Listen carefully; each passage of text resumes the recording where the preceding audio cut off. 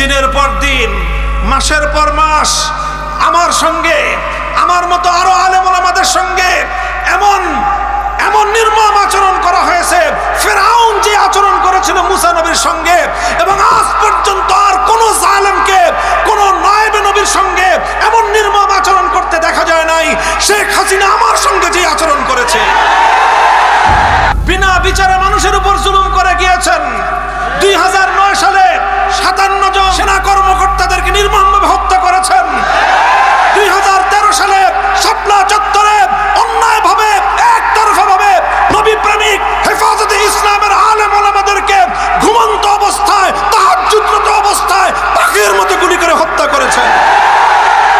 আমার নাম নিয়ে বলেছিল কয়েকজন যে মামুনুল হক আসেন খেলি। আমরা তখন বলেছিলাম যে খেলার একটা সিস্টেম থাকে, খেলার একটা সিস্টেম থাকে, সিস্টেম মতো আসেন, খেলবো, অসুবিধা কি? যখন খেলার ফাইনালের খেলার দিন আসলো, তখন গণভবনে যায় দেখা গেল খেলোয়াড় তো দূরের কথা, কোনো খেলোয়াড়ের জাঙ্গা পায়জামাও নাই। আমরা ওনাদের শত্রুতে পরিণত হলাম। আমার বিরুদ্ধে ব্যক্তিগতভাবে তিনি ক্ষুব্ধ হয়ে উঠলেন। আমার বিরুদ্ধে এমন কোনো ষড়যন্ত্র নাই যেটা তিনি করলেন না। জাতীয় সংসদে দাঁড়িয়ে তিনি আমাকে আঘাত করার চেষ্টা করলেন, ঘায়েল করার চেষ্টা করলেন। একদিন দুদিন নয়, বন্দি করে 3 বছর আমার সকল সঙ্গী সাথী, প্রায় 1200 সাথী সহ, 1200 সঙ্গী সহ আমরা কারারুদ্ধ হলাম। 40 দিন পুলিশের রিমান্ডে থেকেছি এক চিল্লা। আমার 1200 সঙ্গী সাথী সব রিলিজ, আমাকে ছাড়ে না। নির্বাচন করলেন, তাও ছাড়ে না।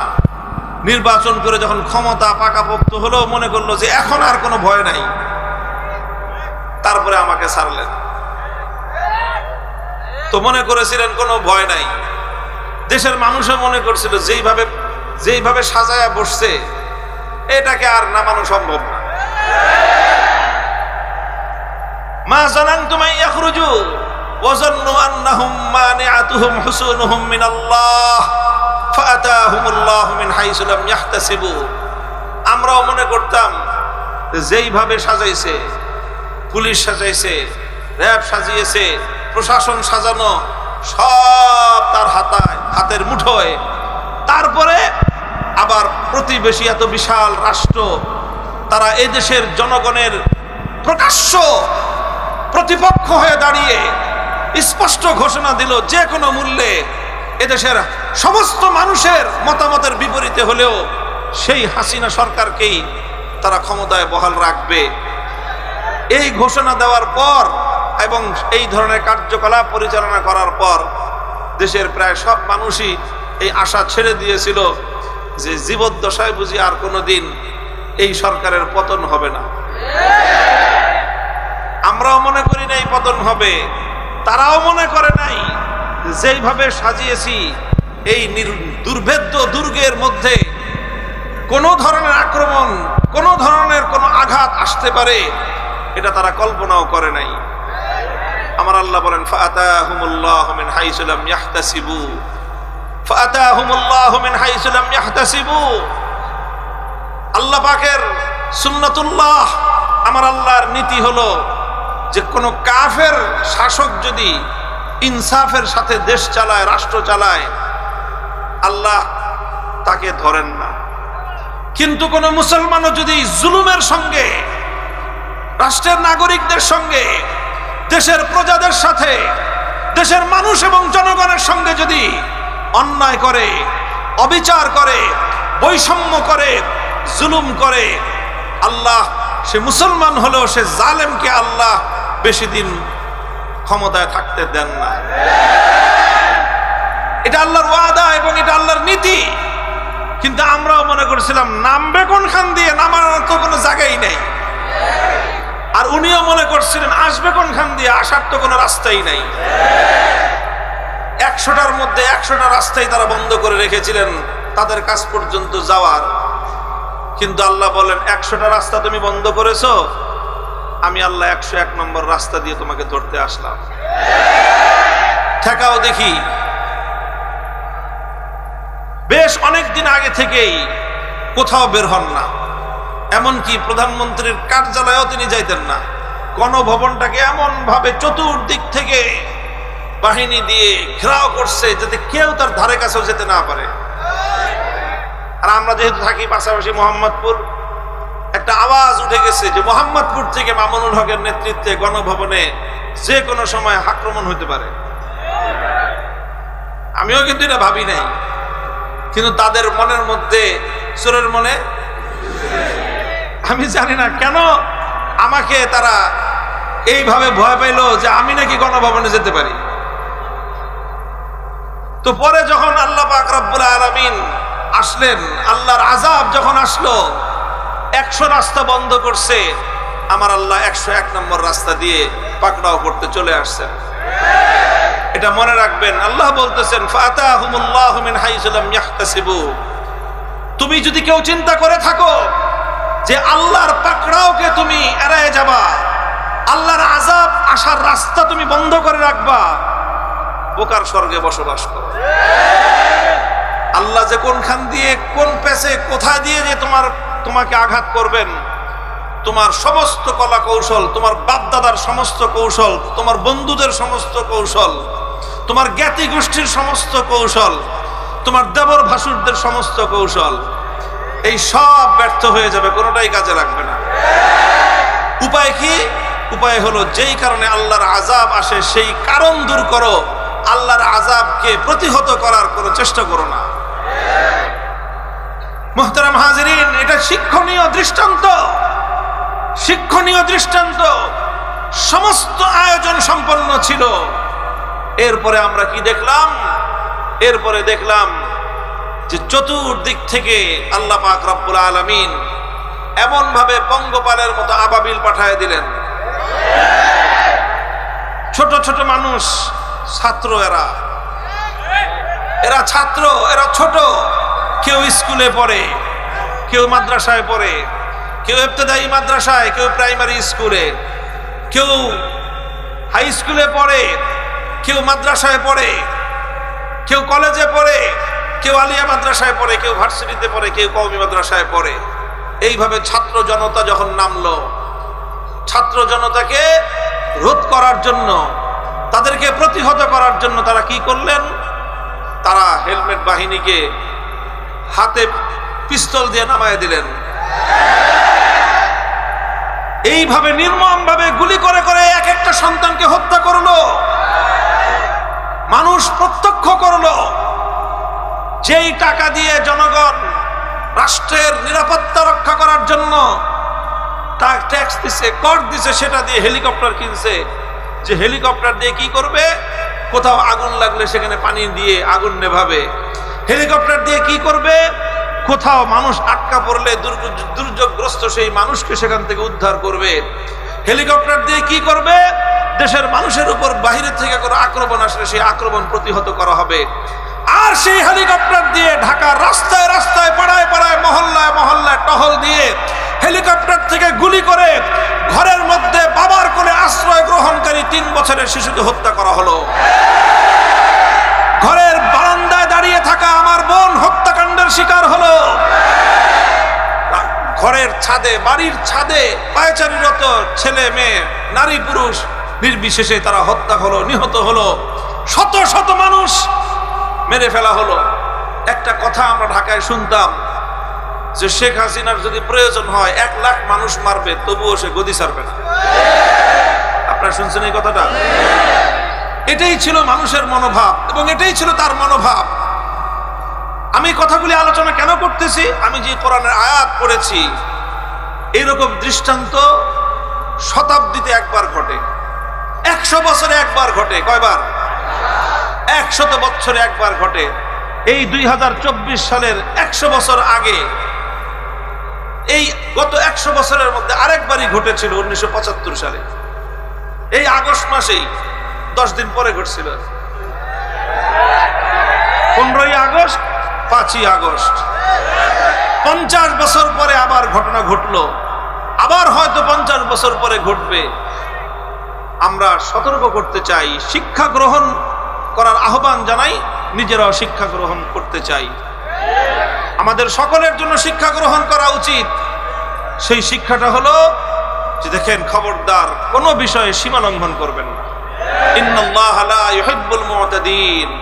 জায়গায় জায়গায় আল্লাহ বলেছেন, আল্লাহ পাক সীমা লঙ্ঘনকারীকে পছন্দ করেন না, সীমা লঙ্ঘনকারীকে পছন্দ করেন না। আর আল্লাহর কোরআন এবং নবীর হাদিস আরেকটা কথা বলেছে। আল্লাহর নবী বলেছেন, ইত্তাকি দাওয়াতাল মাজলুম ফাইন্নাহু লাইসা বাইনাহু ওয়া বাইনাল্লাহি হিজাব। ইত্তাকি দাওয়াতাল মাজলুম ফাইন্নাহু লাইসা বাইনাহু ওয়া বাইনাল্লাহি হিজাব। আমার উম্মত, মাজলুমের বদদোয়াকে ভয় পাও, ভয় করো, খবরদার মাজলুমের বদদোয়া যেন তোমার বিরুদ্ধে চলে না যায়, মাজলুমের ফরিয়াদ যেন তোমার বিরুদ্ধে আল্লাহর দরবারে উত্তোলিত না হয়। কারণ কোন ব্যক্তি যখন তোমার দ্বারা জুলুমের শিকার হয়ে মাজলুম হয়ে আহ বলে আল্লাহকে ডাকবে, জমিন থেকে আরশ পর্যন্ত তার সেই আর্তচিৎকার পৌঁছতে 1 সেকেন্ড লাগবে না। কারণ মাজলুমের দোয়া আমার আল্লাহর আরশ মধ্যখানে যত পর্দা, আমার আল্লাহ সমস্ত পর্দা সরিয়ে দিয়েছেন। এরপরে কি হয়, মাজলুম যখন বলে, আল্লাহ সে আমার উপর জুলুম করেছে, আমি বিচার চাই, হে আল্লাহ সে আমাকে আঘাত করেছে, আমি তোমার কাছে ফরিয়াদ জানাই, সঙ্গে সঙ্গে আমার আল্লাহ জবাব দেন। হাদিসে কুদসির মধ্যে বর্ণিত হয়েছে, আল্লাহ তখন মাজলুমকে বলেন, লা আনসুরান্নাকা ওয়ালাউ বা'দা হিন।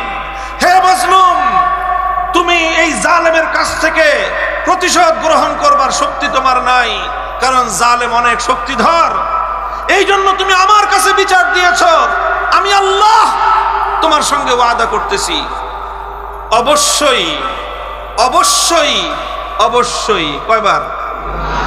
3 বার বলেছেন আল্লাহ অবশ্যই। লা আনসুরান্নাকা, লামে তাকিদ, নুনে তাকিদ, সাকিলা তাকিদ।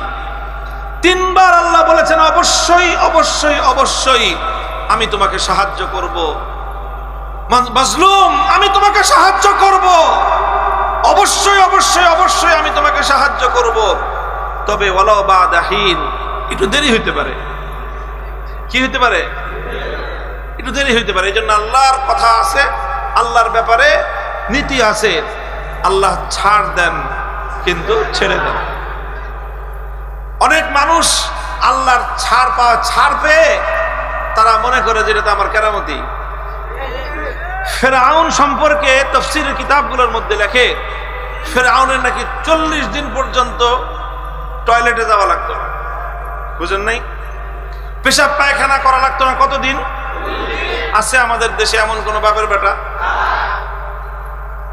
40 দিন তো দূরের কথা, 40 ঘন্টা থাকলেই তো একটা মানুষ অসুস্থ হয়ে দেখা যাবে যে হাসপাতালে অ্যাডমিট হয়ে যাবে।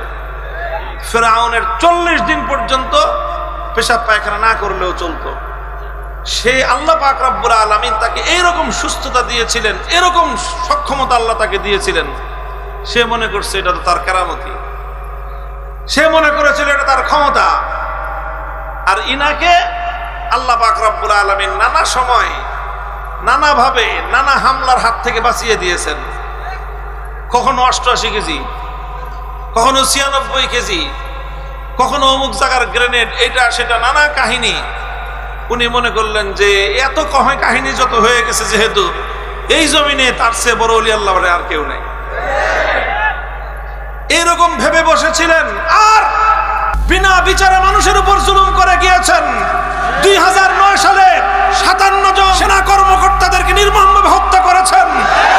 2013 সালে শাপলা চত্বরে অন্যায়ভাবে একতরফাভাবে নবী প্রেমিক হেফাজতে ইসলামের আলেম ওলামাদেরকে ঘুমন্ত অবস্থায়, তাহাজ্জুদরত অবস্থায় পাখির মতো গুলি করে হত্যা করেছেন।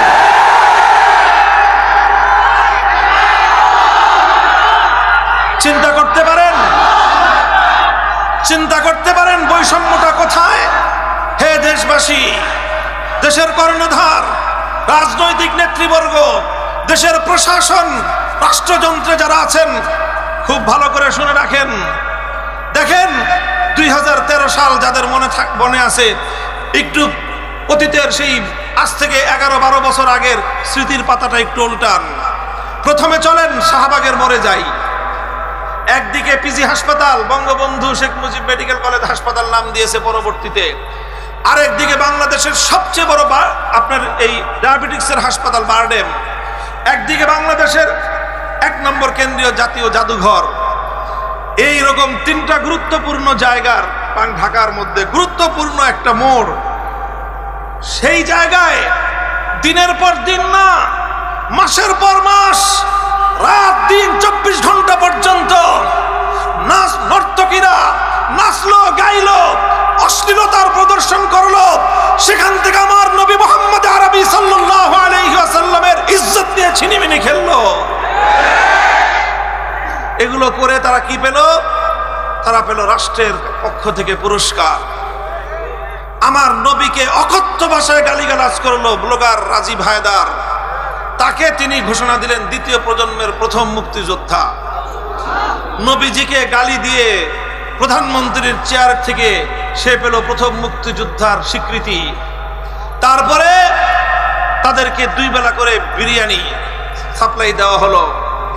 এইভাবে মাসের পর মাস ঢাকার শহরের প্রাণ কেন্দ্রটাকে অচল করে রাখলো। কেন? তারা সুযোগ পেল, কারণ তারা ইসলাম বিরোধী ছিল। কেন তারা সুযোগ পেল? কারণ তারা আল্লাহর নবীর বিরুদ্ধে বিষোদ্গার করত।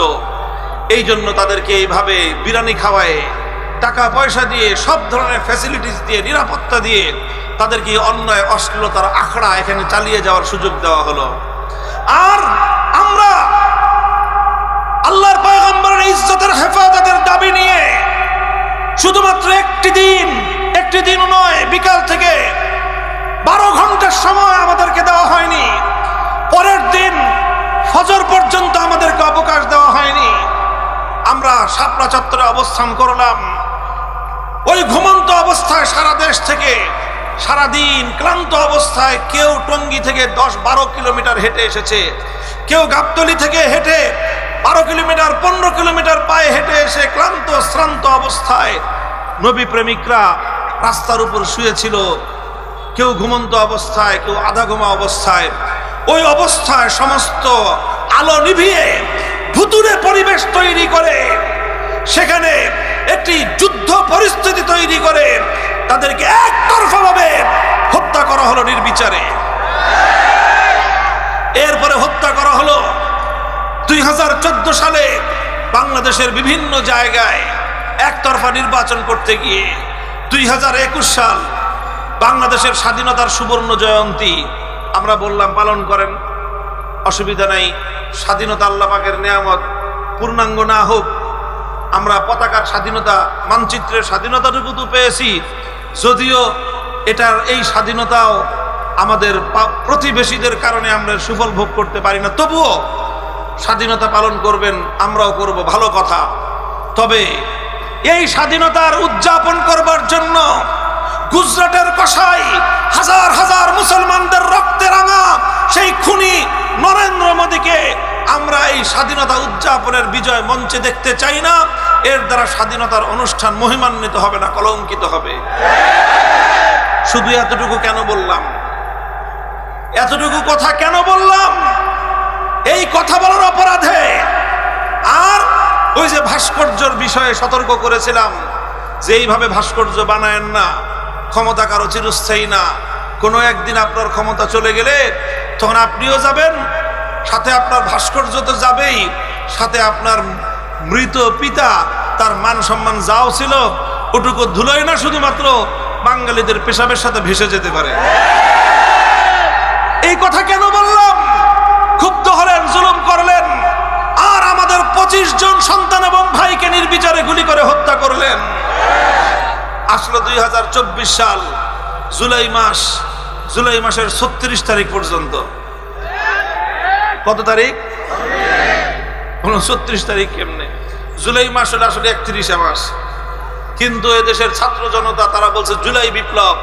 এই জুলাই মাস যাইতে দিব না, যেই বিপ্লব শুরু হয়েছে। জুলাই মাস শেষ হয় তারা আজকে জুলাই মাসের 32 তারিখ, তারপরে বলে 33, তারপরে বলে 34, তারপরে বলে 35, তারপরে ঘোষণা দিল যে ফাইনাল খেলা 36 তারিখ।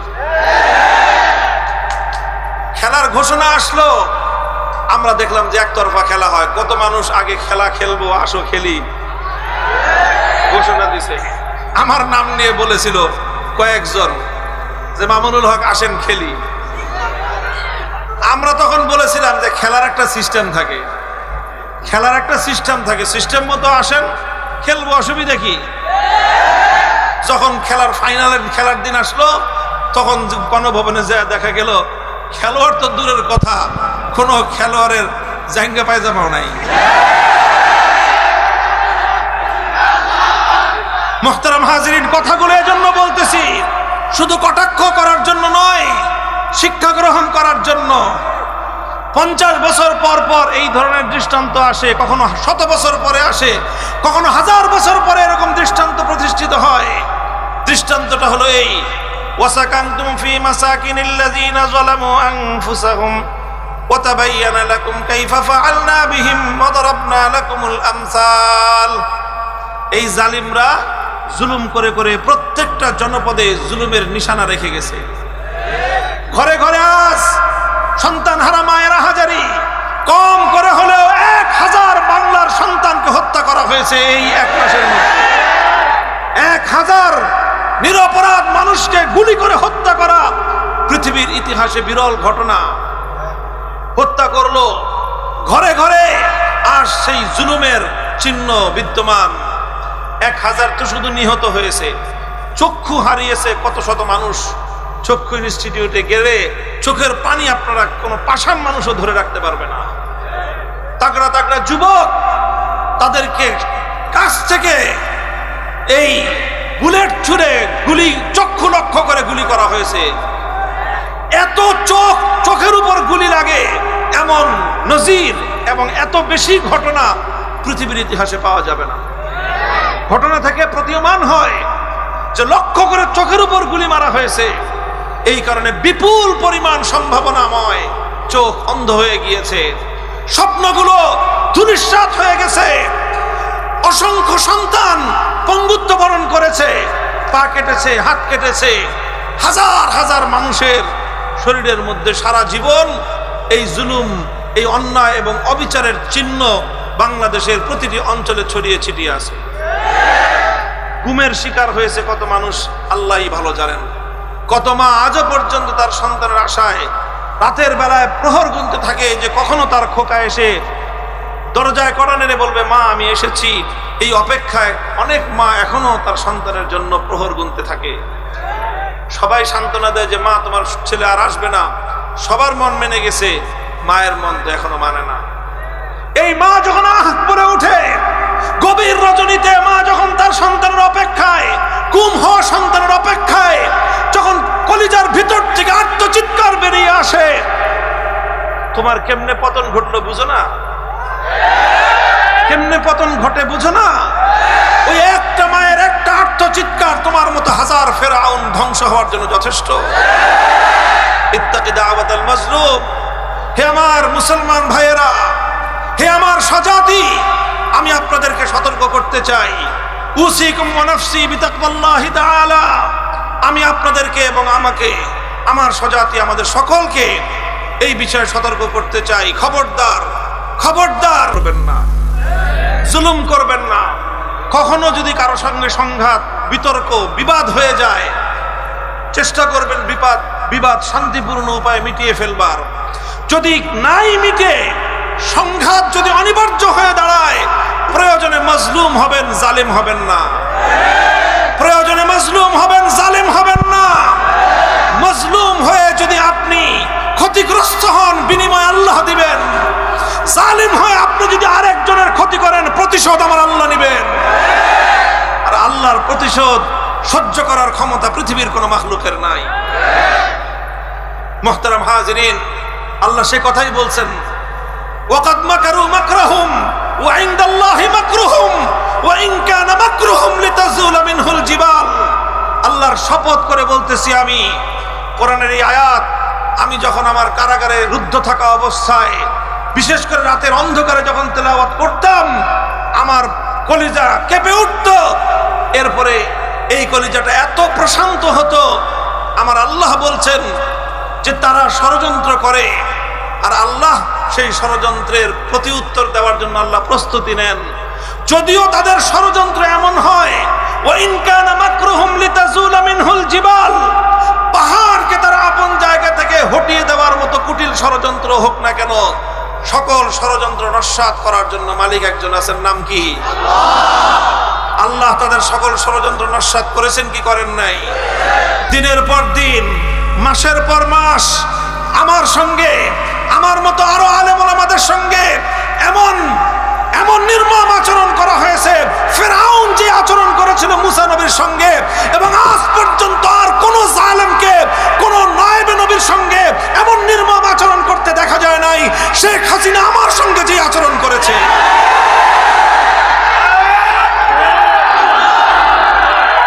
প্রিয় দেশবাসী, এলাকাবাসী, অনেক দীর্ঘ হয়ে গেছে আমার বক্তব্য। আমি এত লম্বা কথা বলার ইচ্ছা করেছিলাম না। আমি আমার আলোচনা শেষ করব এক শিক্ষার উপর, এক কথার উপর। জুলুম আমরা করব না, কাউকে জুলুম করতেও দেব না।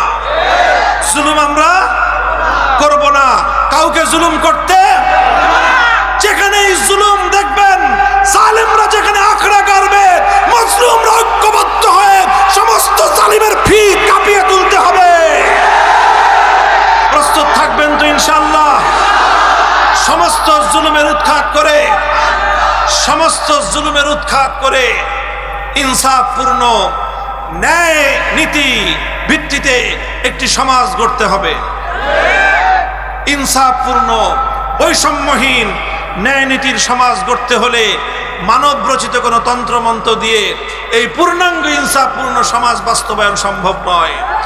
এর জন্য একমাত্র প্রয়োজন আরশের মালিক, আসমানের মালিক আল্লাহ রাব্বুল আলামিন প্রদত্ত খেলাফতের রাষ্ট্র ব্যবস্থার মাধ্যমেই ইনসাফপূর্ণ ন্যায়ের সমাজ কায়েম করতে হবে। কাজে আমাদের চূড়ান্ত মঞ্জিল, আমরা খেলাফত, আল্লাহর জমিনে আল্লাহর খেলাফত কায়েম করবো ইনশাআল্লাহ। রাজি আছেন তো? আমরা বাংলাদেশ খেলাফত মজলিসের পক্ষ থেকে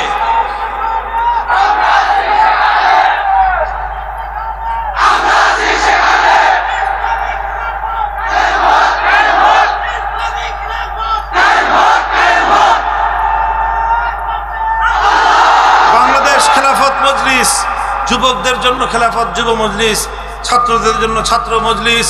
আমাদের তিনটি শিক্ষা প্রতিষ্ঠান রয়েছে। কি প্রতিষ্ঠান? শিক্ষা প্রতিষ্ঠান।